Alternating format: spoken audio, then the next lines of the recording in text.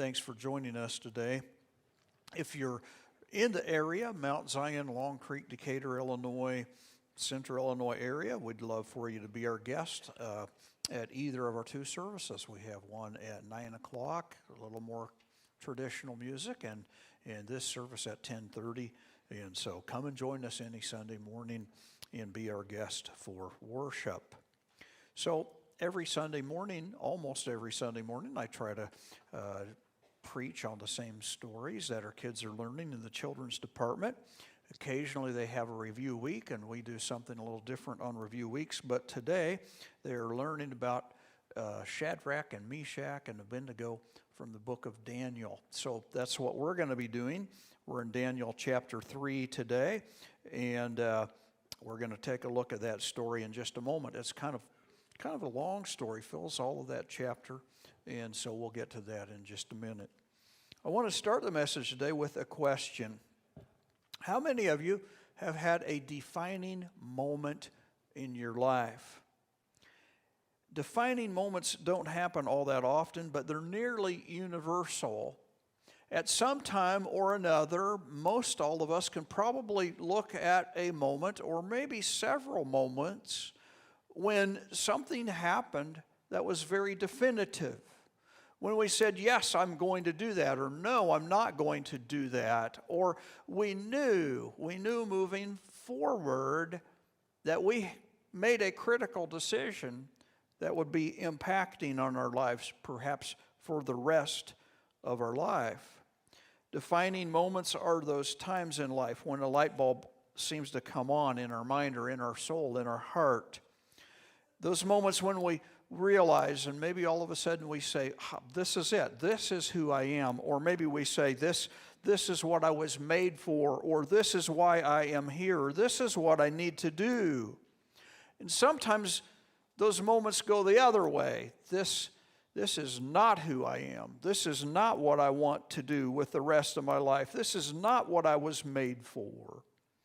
The point is that we measure life by days and weeks and months, but in reality, life is really made from those moments, those critical moments, and sometimes there's a handful of moments that affect years.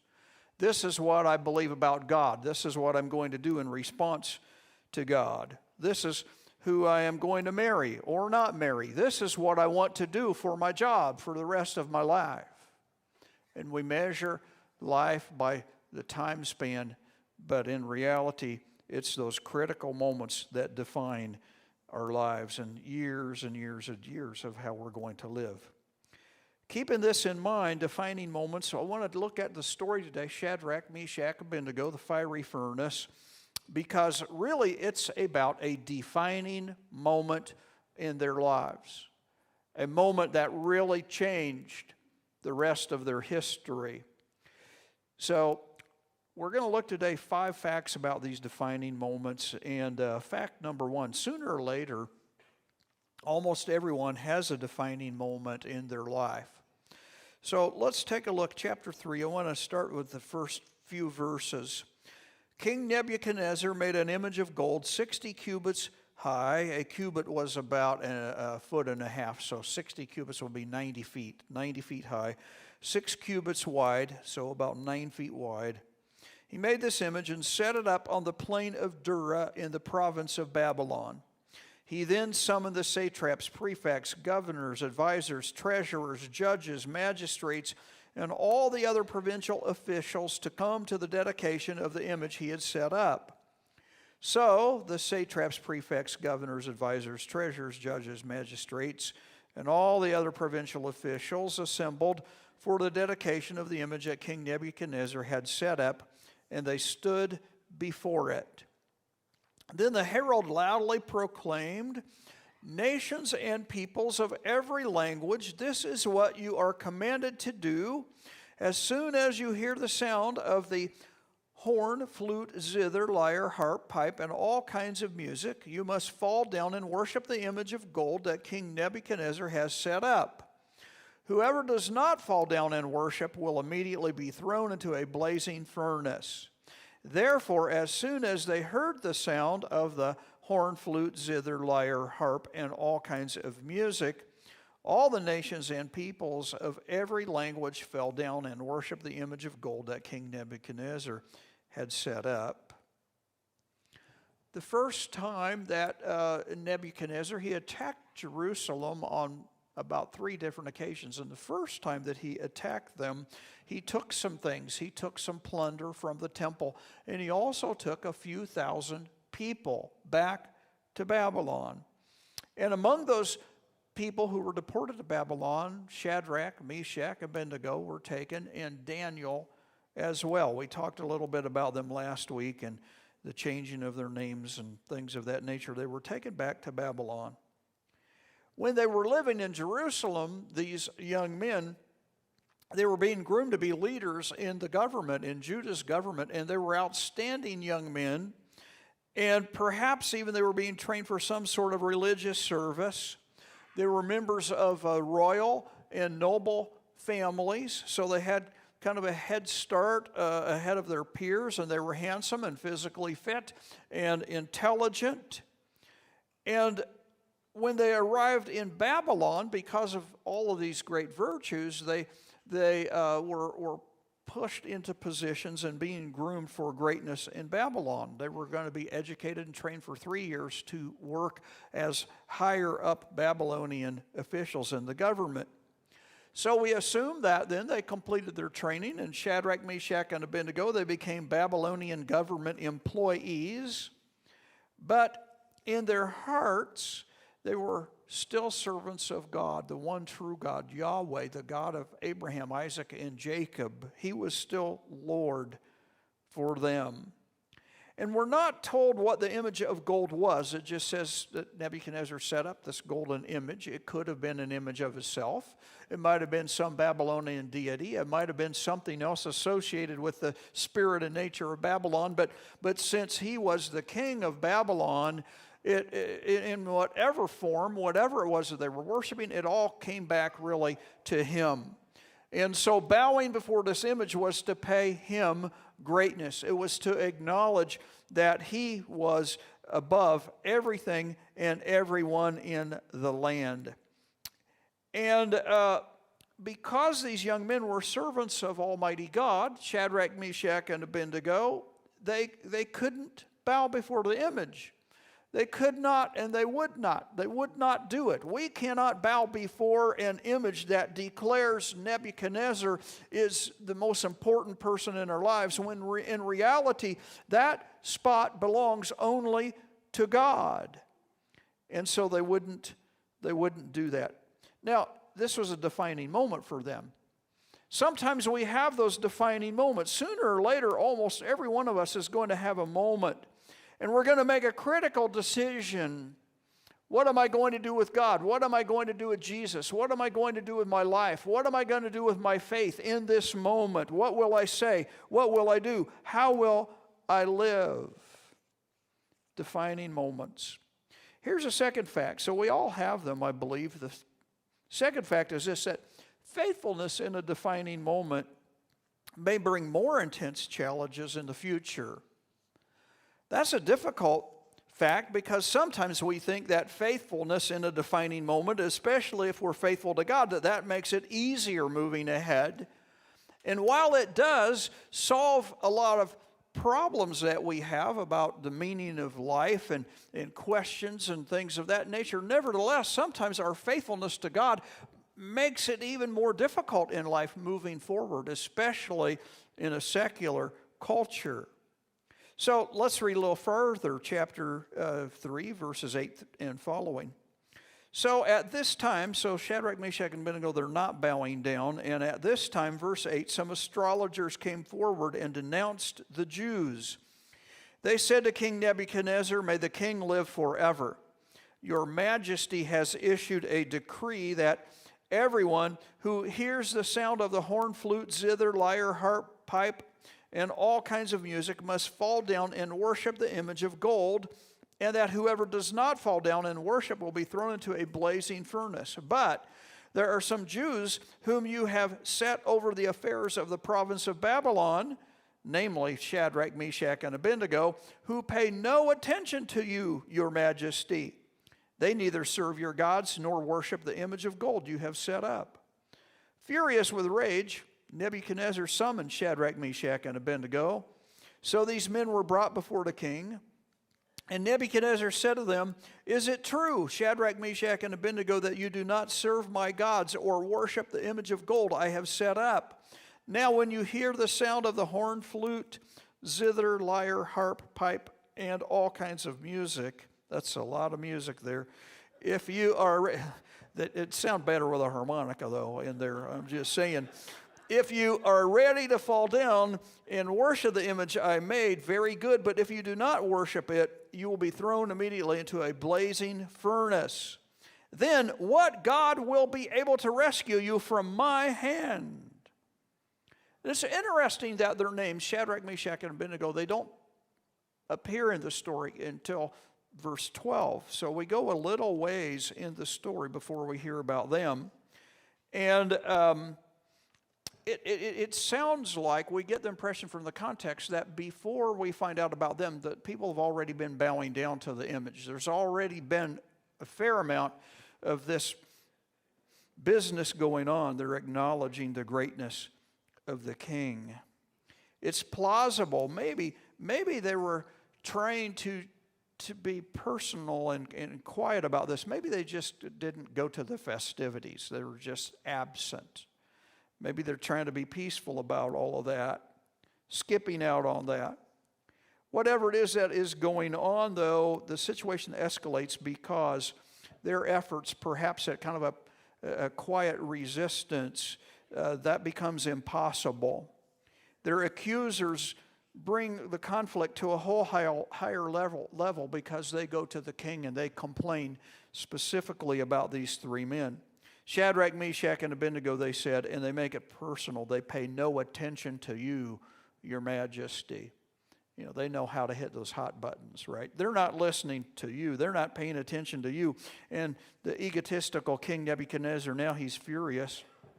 He proposes, let's give them a private opportunity. So let's just bring them in, and since they're not, cooperating, we'll give them a chance to kind of change their mind privately. And yet they still refuse. And now he's really, really mad. And the problem is that there is only one God for them. The God of Abraham, Isaac, and Jacob, their God, Yahweh. He's alone. He and He alone is God. And the Babylonians didn't care. They didn't care. You can have your God right alongside our God. That's okay. Just come in, bow to the image. But no, they couldn't do that because God alone, our God, Yahweh God, is the only God, and there is no other. They couldn't compromise. They couldn't compromise. And the result of that was more difficulty. More difficulty. Something very, very difficult and intense is coming their way. It's going to get worse. Sometimes, again, I think when the devil has us where he wants us, we get by with a lot of stuff, And then, because he's not too worried about it, he's already got us. But then when we get serious in a relationship with God, when those defining moments come and we choose God instead of the enemy, then all of a sudden, we might think, now things are going to be great. I've got God on my side. But guess what? Now the enemy wants us even more. And sometimes a defining moment, saying yes to God, means that it's only going to become more difficult. This is what was coming their way. It's going to get more difficult. But here's another thing. Fact number 3. This is good news. God is with us in defining moments, whether we realize it or not. We're not alone. God is with us. God helps us. God sees us through. So, as we read a little farther in the story, verse 16 and following, Shadrach, Meshach, and Abednego, they replied to the king, "King Nebuchadnezzar, we do not need to defend ourselves before you in this matter." I love that. Can you imagine? They're talking that way to the king. We don't need to tell you why we're not going to do this. If we are thrown into the blazing furnace, the God we serve is able to deliver us from it, and he will deliver us from your majesty's hand. They make it personal now, right? But even if he doesn't, verse 18, we want you to know, your majesty, that we will not serve your gods or worship the image of gold that you have set up.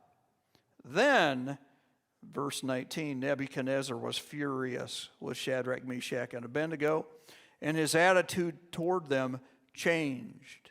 He ordered that the furnace be heated 7 times hotter than usual. And he commanded some of the strongest soldiers in his army to tie up Shadrach, Meshach, and Abednego and throw them into the blazing furnace. So these men, wearing their robes, trousers, turbans, and their other clothes, they were bound and thrown into the blazing furnace.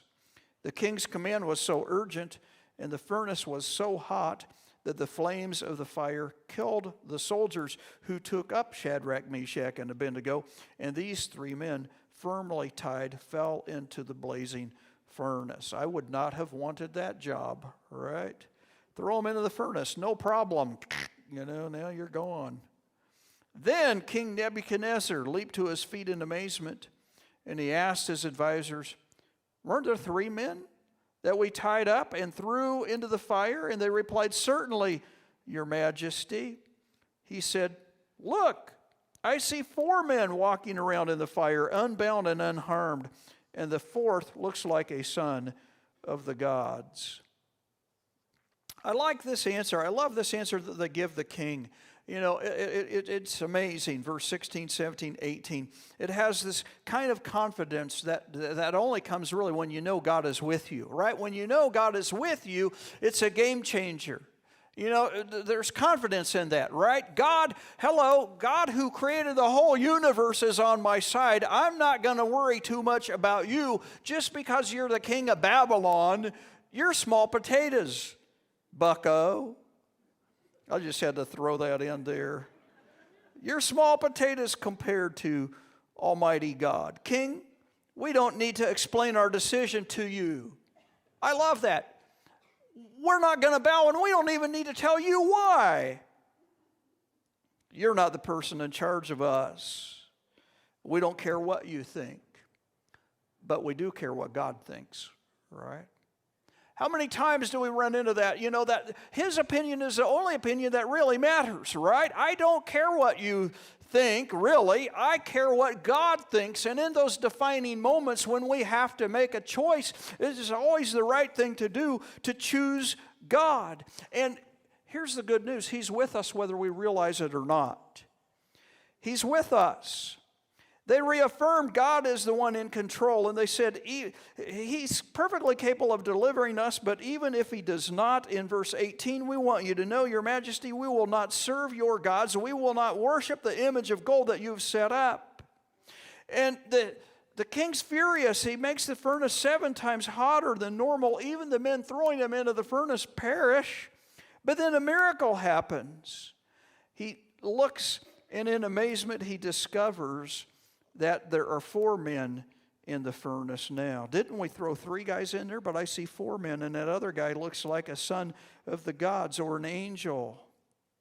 It's been proposed, and we don't know. It's a theory. It's a proposal that maybe that 4th guy was Jesus, the pre-incarnate Jesus. I don't know. Jesus hadn't put on flesh yet, so I'm not sure. Nevertheless, whoever it was the presence of God with them, the visible presence of God, and he protected them in an amazing, powerful way. But here's the thing. It's not as though God was not with them previously. That's very important. It's not like they were on their own and now they're in the fire and God shows up, because guess what? God had been with them through the whole thing. God had been with them all the time they'd been in Babylon. In fact, God had been with them even when they were still living in Judah. And God is with us always. We may not always realize it. Sometimes it takes a defining moment, perhaps, for us to have the right perspective to see his presence. But he's with us. As we live this life in Christ, we are not alone. And it's a beautiful promise, right? We're not alone. I love Psalm 139 and verse 7 through 10, but the whole psalm is great. But David says, Lord, where can I go from your spirit, and where can I flee from your presence? If I go to the heavens, you are there. If I make my bed in the depths, you are there. If I rise on the wings of the dawn, if I settle on the far side of the sea, even there your hand will guide me. Your right hand will hold me fast. God is with us even when we don't realize it. We're not alone. We're not alone. It reminds me of a story in 2 Kings chapter 5 with Elisha and his servant. And Elisha's servant takes a little side trip to Naaman the leper after Naaman has been healed, and he thinks that no one knows. But Elisha asks, where have you been, Gehazi? And he said, your servant didn't go anywhere. But Elisha said to him, was not my spirit with you when the man got down from his chariot to meet you? Is this the time to take money or to accept clothes or olive groves and vineyards or flocks and herds or male and female slaves? In other words, you thought you were alone, but you weren't. I was with you. My spirit was with you. I know what happened. And that reminds me of the presence of God. Sometimes, you think that I wasn't there, but I was. You may think that I don't know what's going on, but I do. And it's a beautiful thing that God is with us always. He's with us always.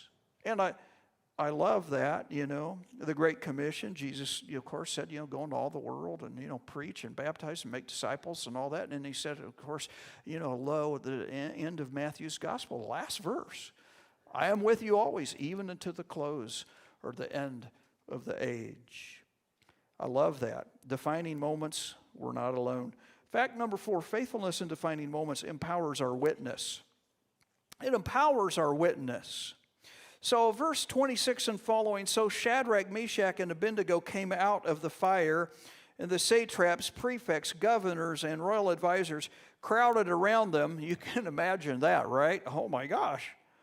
They saw that the fire had not harmed their bodies, nor was a hair of their heads singed. Their robes were not scorched, and there was no smell of fire on them. Then Nebuchadnezzar said, praise be to the God of Shadrach, Meshach, and Abednego, who has sent his angel and rescued his servants. They trusted in him and defied the king's command and were willing to give up their lives rather than serve or worship any god except their own God. Therefore, I decree that the people of any nation or language who say anything against the God of Shadrach, Meshach, and Abednego be cut into pieces, and their houses be turned into piles of rubble, for no other God can save in this way. Because they remained faithful to God in this defining moment, their witness was profound. The impact of their testimony, it was enormous. I don't think they could have even imagined, the results of this, right? And initially, they're just saying, we're not going to bow to that golden, image. We're not going to go to those ceremonies. They're pretty low profile. But now, all of a sudden, their faith is front and center, and their witness explodes, right? The king declares, nobody better say a bad word about their God. If they do, I'm going to cut them to pieces. Wow, right? And destroy their houses. I don't think they saw that one coming, huh? God all of a sudden has Nebuchadnezzar's attention. The king doesn't announce the false gods, but he acknowledges their God. There's no other God like theirs that can save in this way. And all of a sudden now they have freedom. They get to worship God as they see fit. And admittedly, not every Christian story of Christian faith and heroism, unfortunately, has a happy ending like this one. But our witness is always front and center and powerful. Stephen's testimony, he had a defining moment in Acts chapter 7. His testimony didn't end well for him, He shares the gospel straight up front with his enemies, and they stone him, they kill him, they throw rocks at him until he is killed. Yet even with his death, his witness was powerful right up to his very last breath. And it had great impact and great effect, and we'll talk about that in just a moment. Think of what might have been lost if Shadrach, Meshach, and Abednego had caved in. Think of what might have been lost. What if in that defining moment they said, wow, we don't want to burn up in the furnace. Okay, now you're not going to tell anybody about this, right, King? It's just between us. Okay, we'll bow. Just don't let anybody know what we've done. Don't tell Daniel. He'll be mad at us. No. They stayed faithful, and the results were profound. When we stay faithful to God, it empowers our witness. Because I think sometimes people in the world, they expect us to fail. They expect us to cave in and follow the way of the world. They expect us to recant or to cop out or to cross that line that we know we shouldn't cross, but okay, I'm going to do that anyway. But when we don't, when we stand strong, when we keep the faith, when we're obedient to God, it's powerful. It's powerful. Nothing else really like it. One last fact, faithfulness in defining moments, then it brings unique blessings from God. So in Daniel chapter 3, verse 30, then the king promoted Shadrach, Meshach, and Abednego in the province of Babylon. They weren't expecting that, I'm sure, right? They go from, the king being ticked off, I'm going to throw you guys in the furnace. They go from that to saying, you all have been promoted now, you've got a promotion. It's kind of an amazing turn of events, isn't it? God blesses them for their faithfulness. I'm reminded, talking about defining moments and God's blessing, I'm reminded of Job. Job's defining moment lasted quite a long time with his illness, He had this terrible skin boils and disease, and of course he'd lost his family and all kinds of things, and he suffered for quite a while. His friends spend days arguing with Job. You've sinned, Job. That's why you're suffering. Confess your sin to God. And his wife, of course, God's let you down. Forget about God. Curse him and die. What kind of a God is that? Look at you. But he remains faithful to God in this defining moment of suffering. And at the end, of course, he is richly, richly blessed. He receives more back than he had to start with. I realize that not everybody is fortunate. Not everybody is delivered like Shadrach, Meshach, and Abednego. Not everyone who is faithful to God gets everything back in the end that they lost in the beginning. I realize that. Stephen was killed for his faithfulness. But guess what? God works in ways we can't understand. Stephen dies for the sake of the gospel. But one of those people standing there as they're throwing rocks and killing him, one of the people is a young Pharisee named Saul of Tarsus, who, by the way, says, here, fellas, let me hold your clothes, your cloaks and things so you can really throw those rocks. Let me hold that for you so we can get rid of this guy, Saul of Tarsus. But Saul, on the road to Damascus a little later in his life to imprison people who are following Jesus, he has this encounter with Jesus, and his life is drastically changed, and Saul of Tarsus becomes the Apostle Paul. All perhaps in a roundabout way, because as much as anything, what happened as Stephen stood firm for God in that critical defining moment. Sometimes things happen in those defining moments. Unique blessings of God come, and we could never imagine it or anticipate it. But God's able to do things because we remained faithful. Faithfulness in defining moments brings unique blessings from God, no doubt about it. So let me wrap all of this up in a couple more minutes. I'm getting close. So music people, sneak on over here in the wings. All right? Defining moments are just as different as people are. Your defining moments may not look like mine at all, right?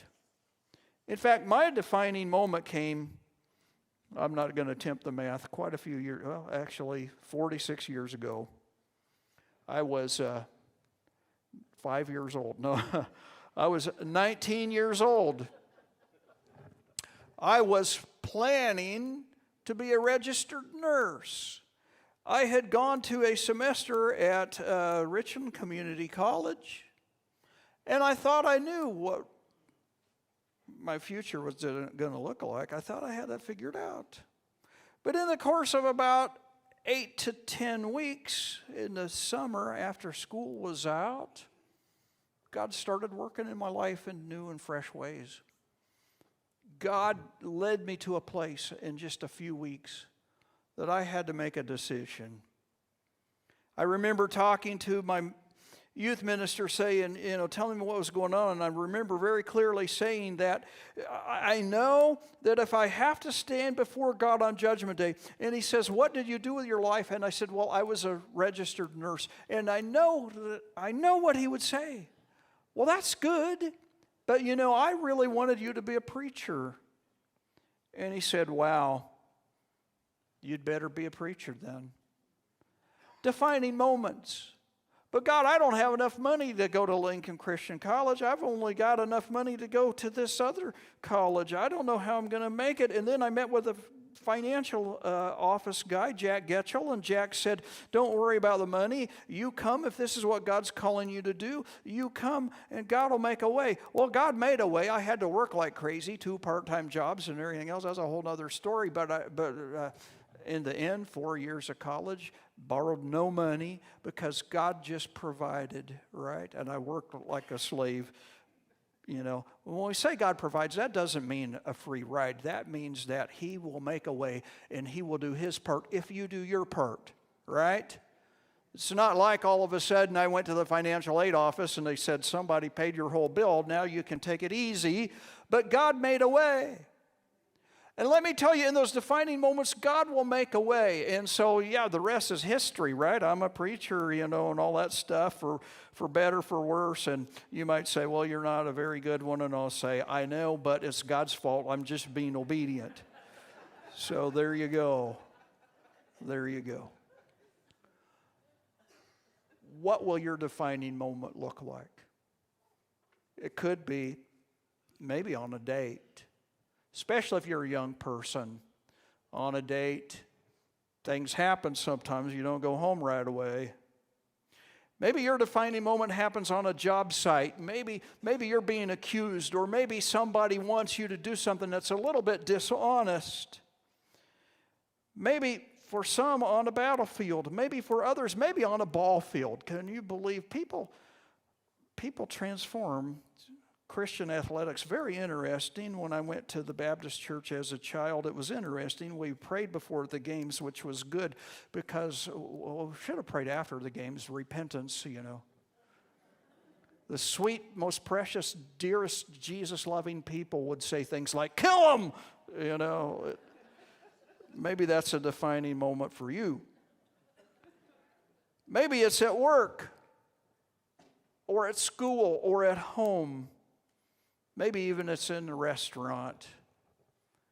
Does the way you treat your server reflect Jesus? Maybe it's at a friend's house. Nobody's around. Let's see what we can find on the internet. Maybe even your defining moment just happens to be right now. Maybe you weren't too concerned about coming to church, because not much happens. You get a snack over there and you come in here and sing some songs, and the preacher talks about something, but I don't really know what, because I don't really listen. But maybe somehow you heard something today that got your attention. And maybe right now you're thinking about that issue.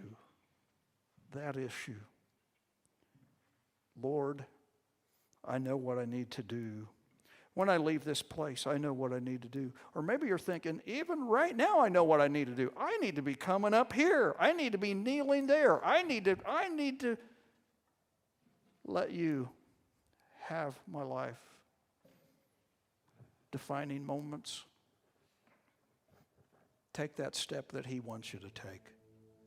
Be obedient. It'll change your life more than you can imagine. But it's always the right thing to do, isn't it? When we go with God, it's always the right thing to do. It's never the right thing to do to tell him no. It's decision time. Let's stand. We invite you to come this morning. You come.